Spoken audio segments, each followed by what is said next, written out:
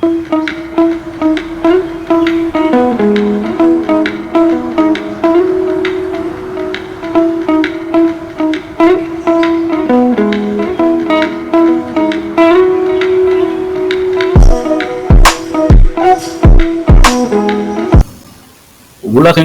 நம் பிரகாஷ் டிவியை தொடர்பு கொண்டு பார்க்கும் அனைவருக்கும் பி ராம் பிரகாஷின் இனிய வணக்கங்கள்.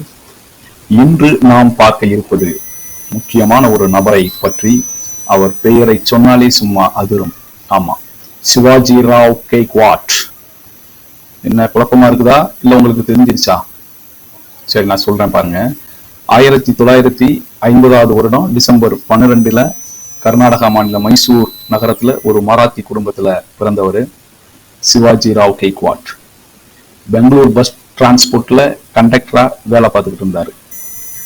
அவருடைய நடிப்பு ஆர்வத்தை பார்த்துட்டு அவருடைய நண்பர் ராஜ் பகதூர் அவருக்கு பண உதவிகளை அளிச்சு கொடுத்து மெட்ராஸ் பிலிம் இன்ஸ்டிடியூட்ல போய் நீ சேர்ந்து படி அப்படின்னு சொல்லி அனுப்பிச்சு விட்டார். அங்க அவருடைய நடிப்பை பார்த்துட்டு கே பாலச்சந்தர் தமிழ் மொழியை கற்றுக்கொள்ள அப்படின்னு சொல்லிட்டாரு. அதுக்கப்புறம் 1975 வருஷத்துல அபூர்வ ராகங்கள் அப்படிங்கிற படத்துல அவரை அறிமுகப்படுத்துறாரு. அறிமுகப்படுத்தும் போது பேர் வைக்கணும். கே பாலச்சந்தர் என்ன பண்ணாரு, அவருடைய மேஜர் சந்திரகாந்த் படத்துல ஏவிஎம் ராஜனுடைய கதாபாத்திரமான ரஜினிகாந்த் அப்படின்ற பேரை இவருக்கு வைக்கிறாரு. அந்த ரஜினிகாந்த் அப்படின்னா இரவின் நிறம் அப்படின்னு பேரு. ஆமாங்க, நான் சொல்றது உங்களுக்கு புரிஞ்சிருச்சுன்னு நினைக்கிறேன். சூப்பர் ஸ்டார் ரஜினிகாந்தை பத்தி தான். தொடர்ந்து துணை நடிகரா பல கதாபாத்திரம் மற்றும் வில்லனா நடிச்சு வந்துகிட்டே இருக்கிறாரு. சிலக்கம்மா சிப்பிந்தி என்கிற தெலுங்கு திரைப்படத்துல நாயகனா அறிமுகமாகிறாரு. இந்த திரைப்படம் தான் இவருடைய சினிமா படத்துல முதலா ஹீரோவா நடிக்கிற படம். அதுக்கப்புறம் தமிழ்ல பல படங்கள் நடிச்சிட்டாரு. இயக்குனர் பாலச்சந்திரோட 3 முடிச்சு திரைப்படம் இவருடைய திரை வாழ்வில முக்கிய படமா அந்த டயத்துல அமைஞ்சிருந்தது. ஆமா, இன்னைக்கு தமிழ் திரையுலகின் சூப்பர் ஸ்டாராக வளர்ந்து நிற்கிறார். அதுக்கு அடித்தளம் போட்டது. சூப்பர் ஸ்டாரு யாருன்னு கேட்டா சின்ன குழந்தைன்னு சொல்லும் அப்படிங்கிற பாடல் வரி அவ்வளவு உண்மை. ஏன்னா தமிழ்நாட்டுல எந்த கிராமத்துக்கு போனாலும் சரி அங்க சூப்பர் ஸ்டார் ரசிகர்கள் ஏராளமா இருப்பாங்க. அந்த அளவுக்கு அவரு ரசிகர் பட்டாளத்தை சேகரிச்சு வச்சிருக்கிறார். இது மட்டும் இல்லைங்க, வரக்கூடிய 2025 ஆண்டு சூப்பர் ஸ்டார் ரஜினிகாந்த் தமிழ் சினிமாவுல தனது திரை வாழ்க்கையை தொடங்கி 50 ஆண்டுகளை நிறைவு செய்கிறார். அடுத்த ஆண்டு 2025 2 படம் தரப்போறாருங்கிறது சொல்லப்படுது. ரஜினிகாந்தை பொறுத்தவரை அவரது நடிப்பு ஸ்டைலுக்கு எவ்வளவு ரசிகர்கள் இருக்கிறாங்களோ அதே அளவு அவருக்கு சிம்பிளிசிட்டியும் இருக்கிறாங்க. அவருடைய நடிச்ச அத்தனை பேரும் அவருடைய குணத்தை பத்தி சொல்றாங்க. ரஜினிகாந்த குணத்தை இழக்காம இருப்பதற்கு காரணம் அவர் பட்ட கஷ்டத்தையும் தன்னை வளர்த்து விட்டவர்களை எந்த காலத்திலையும் அவர் மறக்கல அப்படிங்கிறதான் காரணம். இந்திய அரசினுடைய உயர் விருதுகளான 2004 பத்மபூஷன், 2016 பத்ம விபூஷன், 2019 தாதா சாஹேப் பால்கே விருது, தமிழ்நாடு அரசினுடைய விருதுகளாக 1984 கலை மாமணி விருது, 89 எம்ஜிஆர் விருது அப்படின்னு பல விருதுகளை தட்டி சென்றவர் நமது சூப்பர் ஸ்டார் ரஜினிகாந்த். 1975 அபூர்வ ராகங்கள் தமிழ் திரைப்படத்தை ரஜினிகாந்த் நடிச்சு துவங்கி இருப்பாரு. அதுக்கப்புறம் பல படங்கள் அவருக்கு வில்லனாவோ இல்ல சாதாரண கேரக்டராவோ நடிச்சிருந்திருப்பாரு. அப்படி இருந்தாலும் அவர் எப்பவுமே கே பாலச்சந்தர் தனது வழிகாட்டியா தான் குறிப்பிட்டிருக்கிறார். ஆனா இவரை மெருகேத்தினவர் யார் தெரியுமா? எஸ்பி முத்துராமன். முத்துராமன் முதல் புவனா ஒரு கேள்விக்குறி 1977 இவரை ஒரு படத்துல நல்லவரா நடிக்க வச்சாரு. அந்த படத்துக்கு அப்புறம் அவங்க ஒரு 24-25 படத்துல ஒன்றா இணைஞ்சு நடிக்க வச்சு படத்துல மிக பிரமாதமா வந்திருப்பாரு. அதுல ஒவ்வொரு படமும் அவர் சொல்லும்படியா இருக்கும். ஸோ அந்த அளவுக்கு வந்தது. அதுக்கப்புறம் அவர் நடிச்ச அதே மாதிரி பிற மொழிகள்லையும் பாத்தீங்கன்னா தமிழ், தெலுங்கு, கன்னடம் அப்படி எல்லா மொழியிலையும் அவர் என்ன பண்ணாரு, நிறைய படங்கள் நடிச்சாரு. அப்ப அவரு நல்ல ஒரு பேர் எடுத்தாரு.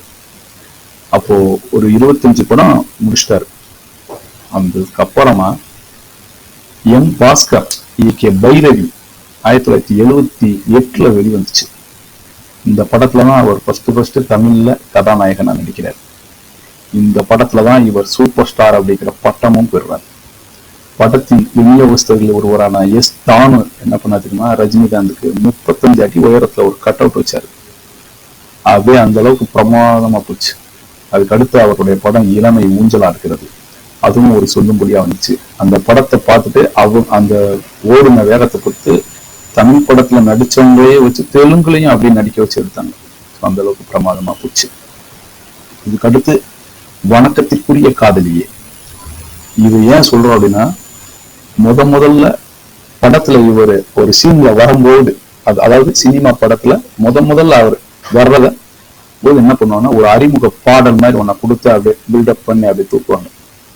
அந்த படம் இந்த வணக்கத்திற்குரிய காதலியில இருந்து தான் ஆரம்பிச்சது. அதுக்கப்புறம் இவர் வரக்கூடிய ஒவ்வொரு படத்துலையும் இந்த மாதிரி ஒரு பாணி வச்சுக்கிட்டாங்க. அதுக்கப்புறம் அதே காலகட்டத்துல முள்ளும் மலரும் சொல்லவா வேணும், படம் செம்மையா இருக்கும், உங்களுக்கு தெரியும். நிறைய விருதுகளை வாங்குச்சு. அதுக்கப்புறம் அலாவுதீனும் அற்புத விளக்கும் அப்படின்னு நிறைய படங்கள்லாம் நடிச்சாரு. தர்ம யுத்தம், நினைத்தாலே இனிக்கும், பிரியா, 6 to 60 வரை, இப்படி செம படங்களா கொடுத்தாரு. அதே மாதிரி பாருங்க, 1980 பில்லா, 81 தீ, 86 மிஸ்டர் பாரத். இந்த படம் எப்படின்னா, அமிதாப் பச்சன் நடிச்சு அந்த படத்தை இந்த தமிழ்ல மறுவாக்கம் பண்ணதுல இந்த படம் செம்ம சூப்பர் ஹிட்டா வந்துச்சு. அப்புறம் ஸ்ரீதேவியோட இணைஞ்சு நடிச்ச படங்கள் ஜானி இப்படி நிறைய சூப்பர், முரட்டுக்காலை அப்படின்னு ரொம்ப பிரமாதமா போச்சு. அப்படி ஒவ்வொரு படத்துலையும் இவர் ஒவ்வொரு பரிணாமங்களை எடுத்து டெவலப்மெண்ட் ஆகிட்டு வந்துட்டே இருக்கிறார். 82 இவர் போக்கிரி ராஜா, 3 முகம், தனிக்காட்டு ராஜா, எங்கேயோ கேட்ட குரல் அப்படி வந்துகிட்டு இருக்கும்போது 3 முகம் படத்துல முதல் முறையா 3 வேடம் எடுத்து நடிக்கிறார். ஸோ அதெல்லாம் சொல்லும்படியான ஒரு படங்களா அவர் வந்துச்சு அப்படிங்கிறதுக்காக உங்ககிட்ட நான் இதை பகிர்ந்துக்கிறேன். அதே மாதிரி கௌரவ தோற்றத்திலையும் வந்திருக்கிறார். அன்புள்ள ரஜினிகாந்த், அதுல எல்லாம் உங்களுக்கு தெரியும். அதுக்கப்புறம் பார்த்தா நிறைய படங்கள், நல்லவனுக்கு நல்லவன் சிறந்த நடிகருக்கான பிலிம் பேர் வாங்கினாரு. அதே மாதிரி இவருடைய 100வது படத்துல ஸ்ரீ ராகவேந்திரா, அதுல இந்து துறவி ராகவேந்திர சுவாமிகளாவே நடிச்சிருப்பாரு. அது ரொம்ப பிரமாதமா வந்திருக்கும். அதே மாதிரி ஒரு 1980 பிற்பகுதியில எல்லாம் பார்த்தீங்கன்னா இவருடைய படங்கள் வணிக ரீதியா ரொம்ப பிரமாதமா வெற்றி படங்களா வர ஆரம்பிச்சிருச்சு. அதாவது 85 நான் சிறப்பு மனிதன், படிக்காதவன், 86 மிஸ்டர் பாரத், 87 வேலைக்காரன், 88 குரு சிஷ்யன், தர்மத்தின் தலைவன், இந்த மாதிரி படங்கள் எல்லாம் வந்துகிட்டே இருக்குது. அப்போ 88 இவர் ஒரு அமெரிக்க படத்துல பிளட் ஸ்டோன்ல கூட நடிச்சிருந்தார். அந்த படத்துல ஒரு டாக்ஸி ஓட்டுநரா நடிச்சிருப்பாரு. ஸோ அந்த அளவுக்கு ரொம்ப பிரமாதமா முடிச்சுட்டு அதோடைய அடுத்த கட்டமா ராஜாதி ராஜா, சிவா, ராஜா சின்ன ரோஜா, மாப்பிள்ளை அப்படிங்கிற ரொம்ப பிரமாதமான படங்கள் எல்லாம் நடிச்சிருப்பாரு நம்மளுடைய சூப்பர் ஸ்டார் ரஜினிகாந்த். 1990 வாக்குல ரஜினிகாந்த் தன்னை ஒரு வணிக ரீதியான நட்சத்திரமா மாத்திட்டார். என்ன காரணம், அவர் பாட்டம் எது எடுத்தாலும் வெற்றி.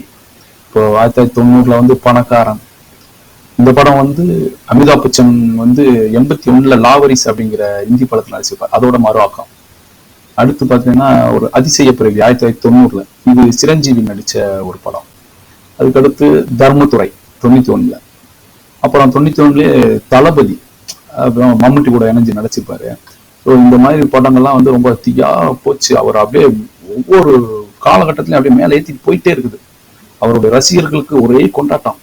92 அண்ணாமலை, அப்புறம் பி வாசு இயக்குன மன்னன், அது மன்னன் கன்னடத்துல ராஜ்குமார் நடிச்ச படத்தோடைய மறுவாக்கம் அப்படின்னு கொண்டு வந்தார். அப்புறம் வீரா 94. ஸோ அந்த வருஷத்துல 94 அதிகமான லாபம் ஈட்டின படங்கள்ல அது ஒன்றாக அமைஞ்சது அப்படிங்கிற மாதிரி சொல்லப்பட்டுச்சு. அதுக்கப்புறம் 95 எடுத்தாரு பாருங்க, சுரேஷ் கிருஷ்ணா இயக்கத்துல பாட்ஷா. அப்படியே திரைப்பட துறத்துல ஒரு வசூல் சாதனைனா அந்த படம் அவருக்கு, ரஜினிக்கு அப்படியே டபுள் மடங்கு அவருடைய வேகத்தை கூட்டிடுச்சு. மக்களுடைய எண்ணங்கள்ல அவர் ஒரு நிலையான ஒரு இடத்தை பிடிக்கிற அளவுக்கு போயிட்டார்.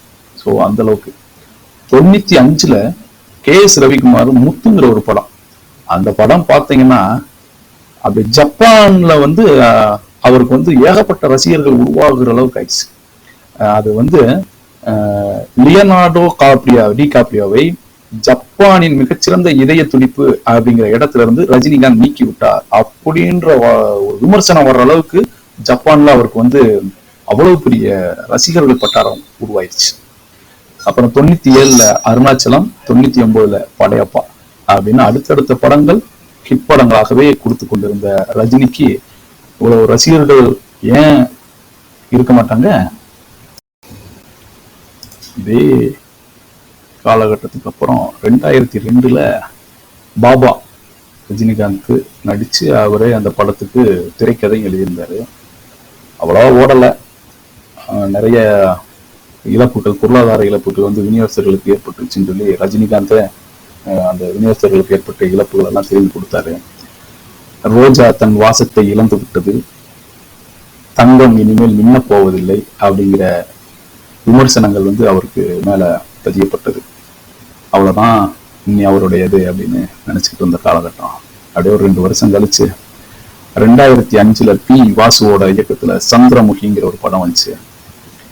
அப்படியே ரொம்ப நீண்ட நாட்கள் ஓடிய தமிழ் படம் அப்படிங்கிற ஒரு சாதனையை ரொம்ப காலம் கழிச்சு பதிவு பண்ணுச்சு. துருக்கிய மொழி, ஜெர்மானிய மொழியில எல்லாம் மொழி மாற்றம் செஞ்சு இந்த படம் வெளியிடப்பட்டுச்சு. ஸோ அவரோட கேரியர்ல திரும்பவும் அப்படியே ஸ்டெப் அப் ஆகுறாரு. 2007ல சிவாஜி இந்த படத்தை பார்த்தீங்கன்னா தென்னாப்பிரிக்கா, ஐக்கிய அரபு இந்த பக்கம்லாம் பார்த்தீங்கன்னா ஓடின ஒரு 10 திரைப்படம்னா இது ஒரு திரைப்படம் அப்படிங்கிற அளவுக்கு பேர் இருந்துச்சு. அந்த டயத்துல அந்த படத்துக்கு அவர் வாங்கின சம்பளம் ஆசியாவிலேயும் ஜாக்கி சானுக்கு அப்புறமா அடுத்த இவர் தான் அதிக சம்பளம் வாங்கினவர் அப்படிங்கிற ஒரு பேரை உருவாக்குச்சு. ஸோ அப்படியே டெவலப்மெண்ட் ஆகுறாரு. ஸோ அதுக்கப்புறம் பார்த்தீங்கன்னா சங்கரோட எந்திரன் படம், அது ஒரு சொல்லிக்கொள்ளும்படியா சிறப்பா, ரொம்ப சிறப்பா உருவாச்சு. அதுக்கப்புறம் அதுல வசூலும் மிக பிரமாதமாயிடுச்சு. அதுக்கப்புறம் பல படங்கள் கொடுக்கணும். அவருக்கு இடையில கொஞ்சம் உடம்பு சரியில்லை, அப்படியே ஃபாரின்லாம் போய் உடம்பெல்லாம் சரி பண்ணிக்கிட்டு வர்றாரு. அதுக்கப்புறம் நிறைய படங்கள் கொடுக்கணும் ஆர்வம் இருக்குது. ஆனா அந்த டயத்துல அவருக்கு அரசியல் பிரச்சனைகள் வருது. அரசியல்ல கட்சியை உருவாக்கணும் அப்படின்னு சொல்லிட்டு வரும்பொழுது கொரோனா. ஸோ அதுக்கு அவர் சர்வே பண்ணிட்டு நம்ம நீ தேர மாட்டோம் இதுல அப்படின்னு சொல்லிட்டு அப்படியே செட் பேக் ஆகுறாரு. ஸோ அவர் அவ்வளவுதான், என்ன இவர் இப்படி பேசிக்கிட்டு இருக்கிறாரு அப்படிங்கிற ஒரு சூழ்நிலை இருந்தப்போ அவருடைய முடிவு ரொம்ப பெர்ஃபெக்டா இருந்ததுனால ரசிகர்கள் அவரை விட்டு போகல. அதாவது அரசியலுக்காக தான் அப்படிங்கிறதெல்லாம் கிடையாது, அவருடைய நடிப்புக்காக அவருக்கு ரசிகர் பட்டாளம் மாறவே இல்லை. அந்த அளவுக்கு, அதாவது 96லாம் அவர் சுட்டி காட்டினவங்க தான் ஆட்சி அமைக்க முடியும் அப்படிங்கிற நிலைமை. ஸோ அவரே ஒரு சிஎம் ஆகுறதுக்கான வாய்ப்பு கூட வந்தது. அதெல்லாம் தட்டி தூக்கி எறிஞ்சிட்டு அவர் தன்னுடைய நிலையில தன்னுடைய சுய இதுல ரொம்ப பெர்ஃபெக்டா இருந்தார். ஸோ அந்த வகையில அவரை பாராட்டி தான் ஆகணும். அதனாலதான் அவர் இன்னும் நமக்கு சூப்பர் ஸ்டார். சமீபத்தில் வெளிவந்த ஜெயிலர் நல்ல சூப்பர் ஹிட்டாக இருந்தது. புது முயற்சியாக எடுத்த வேட்டையன் தோல்வி பெற்றுவிட்டது. அடுத்து இப்போது அதை பழைய மாதிரி திரும்பவும் பழைய எஃபெக்டில் வரணுங்கிறதுக்காக கூலி இப்போ படம் வெளிவரப்போகுது. அது லோகேஷ் கனகராஜனுடைய இயக்கத்தில் வெளிவருது. அது மிக பிரமாண்டமாக இருக்கும் அப்படின்னு எதிர்பார்க்கப்படுகிறது. இதுக்கப்புறம் பார்த்திங்கன்னா ஜெயிலர் 2 அடுத்து நடிக்க போகிறார். அதுக்கப்புறம் மணிரத்னம் இயக்கத்தில் படம் நடிக்க போகிறதா தகவல் வந்திருக்கு. இப்படி தலைவர் இந்த வயசுலையும் சும்மா பாட்டு பிஸியாகவே இருக்கிறார். அடுத்தடுத்து அவருடைய திரைப்படங்கள் மிக பொழுதுபோக்கு அம்சமாக எல்லாருக்கும் பிடிச்சி சிறப்பாக அவருடைய பிறந்த நாளுக்கு அமையணும் அப்படிங்கிறத வேண்டிக்கிறேன். எவ்வளவோ காலகட்டத்திலும் அரசியல்ல அவரை எதிர்த்தவங்க கூட அவரை தேடி போகிற அளவுக்கு வச்சுக்கிட்டாரு. நீ கட்சி ஆரம்பிக்கிற அப்படின்னா சொன்னவங்க அவரை பார்த்து ஒரு கட்டி பிடிச்சு ஒரு போட்டோ எடுத்து இன்னைக்கு அதை வந்து ட்ரெண்டிங்ல வச்சு நானும் இருக்கிறேன் இவர்னால அப்படிங்கிற அளவுக்கு ஒரு சூழ்நிலை உருவாக்குனார். எழுத்த கட்சிக்காரவங்களையே கூப்பிட்டு வச்சு படம் வெளியிடுறியா, வா நான் வெளியிடுறேன் வா அப்படின்னு சொல்லி நடிக்கிறது, படத்தை வெளியிட்டு அப்படிங்கிற அளவுக்கு, அதாவது எதிர்த்தவங்க கூட இவரை கிட்ட போயிருந்தா நமக்கு ஒரு பிரபலம் ஆகிடுவோம் அப்படிங்கிற அளவுக்கு இவர் வந்து ரொம்ப மனிதாபிமானமாக நடந்துட்டார். தன்னோட ஸ்டைலாலும் தன்னோட நடிப்பாலும் திறமையாலும் எல்லாத்தையும் கட்டி போட்டு வச்சிருக்கிறார். அவர் இப்பவும் படு பிஸியா நடிச்சுக்கிட்டு வர்றார். சூப்பர் ஸ்டார் ரஜினிகாந்த் டிசம்பர் 12, 2024 தன்னோட 74வது பிறந்த நாளை கொண்டாட இருக்கிறார். அவருக்கு நம்மளுடைய வணக்கங்களும் வாழ்த்துக்களும். இன்னும் 100 ஆண்டு அவர் வாழ்ந்து நமக்கு சூப்பர் ஸ்டாராகவே இருந்து இன்னும் பல பல வெற்றி படங்களை தந்து நம்மளை மகிழ்விக்க வேண்டும் என்று இறைவனை பிரார்த்தித்துக் கொண்டு இந்த வீடியோவை பார்த்திருந்த அனைவருக்கும் நன்றி. மீண்டும் கேட்டுக்கொள்கிறேன், நீங்கள் இந்த வீடியோ சேனலை சப்ஸ்கிரைப் பண்ணுங்க. உங்களுக்கு ரெகுலரா நம்ம அடுத்தடுத்த பதிவுகள் வரும் என்று கேட்டுக்கொண்டு விடைபெறுகிறேன். நன்றி, வணக்கம்.